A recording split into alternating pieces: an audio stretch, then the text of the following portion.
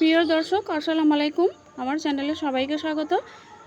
আমি আবারও চলে এলাম আপনাদের মাঝে আর একটা নতুন রেসিপি নিয়ে। আজকে আমার রেসিপি পাউরুটি আর দুধ দিয়ে অসম্ভব মজার। এই রেসিপিটা আপনারা বাড়িতে একবার তৈরি করে খেয়ে দেখবেন, অসম্ভব মজাদার হয়। তো আমার এই রেসিপিটা যদি ভালো লেগে থাকে আপনারা প্লিজ একটা লাইক দিবেন আর কমেন্টসে জানাবেন এটা কেমন হয়েছে। আর যারা নতুন বন্ধু আমার এই চ্যানেলটা সাবস্ক্রাইব করবেন। তো চলুন আমি রেসিপিটা শুরু করি।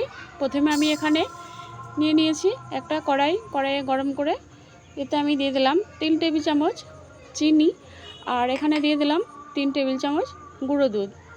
অবশ্যই গুঁড়ো দুধটা দেওয়ার চেষ্টা করবেন, কারণ গুঁড়ো দুধটা দিলে দুধটা আরও ঘন হবে। আর এখানে আমি দিয়ে দিলাম 500 গ্রামের মতো গরুর দুধ দিয়ে আমি সবগুলোকে একসঙ্গে মিশিয়ে নিয়ে জাল করে নেব।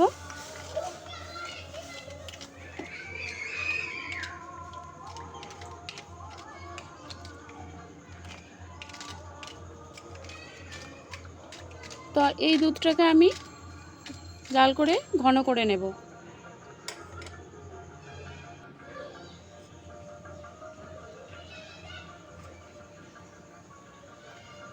এরপর আমি এখানে দিয়ে দিলাম কয়েকটা বাদাম কুচি।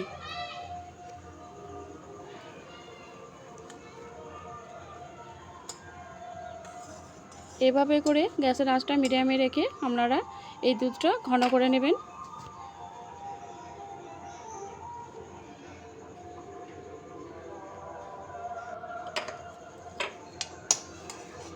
তো এটা আমার হয়ে এসেছে, দেখুন অনেকটাই ঘন হয়ে গেছে।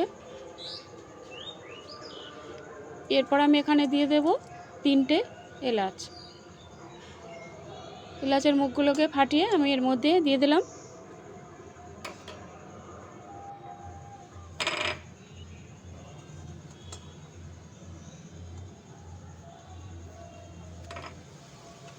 তো এটা আমার হয়ে গেছে। এরপর আমি গ্যাসের আঁচটা বন্ধ করে এটাকে নামিয়ে নেব, তারপর ঠান্ডা করে নেব।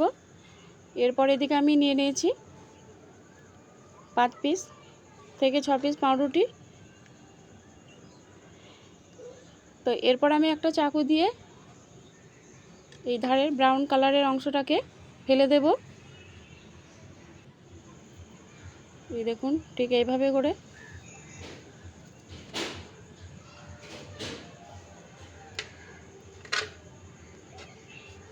এভাবে করে ধারের ব্রাউন কালারের অংশটাকে ফেলে দেব। দিয়ে এরপর আমি এইভাবে করে পিস করে নেব। আমি এইভাবে করেছি, আপনারা চাইলে অন্যভাবেও করতে পারেন। এরপর একটা প্লেটে এইভাবে সাজিয়ে নেব।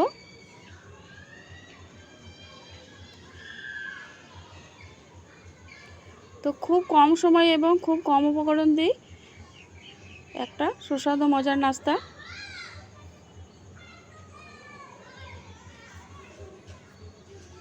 এইভাবে করে পাউরুটিগুলো আমি দিয়ে দিলাম। এরপর আমি এর মধ্যে দিয়ে দেবো এবার যে দুধটা ঠান্ডা করে রেখেছিলাম সেই দুধটা এর মধ্যে দিয়ে দেব।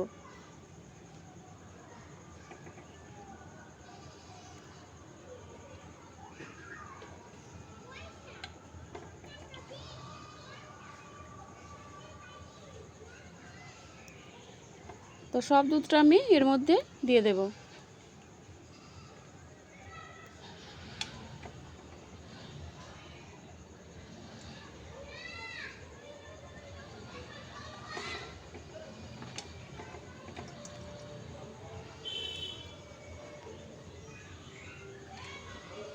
তো দুধটা আমার সব দেওয়া হয়ে গেছে।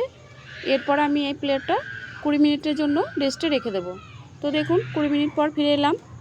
দেখুন কতটা অসম্ভব মজাদার লাগছে। এটা দেখতে যতটা অসম্ভব, খেতেও অসম্ভব মজাদার। তো প্লিজ আপনারা একবার হলেও এটা বাড়িতে তৈরি করে দেখবেন।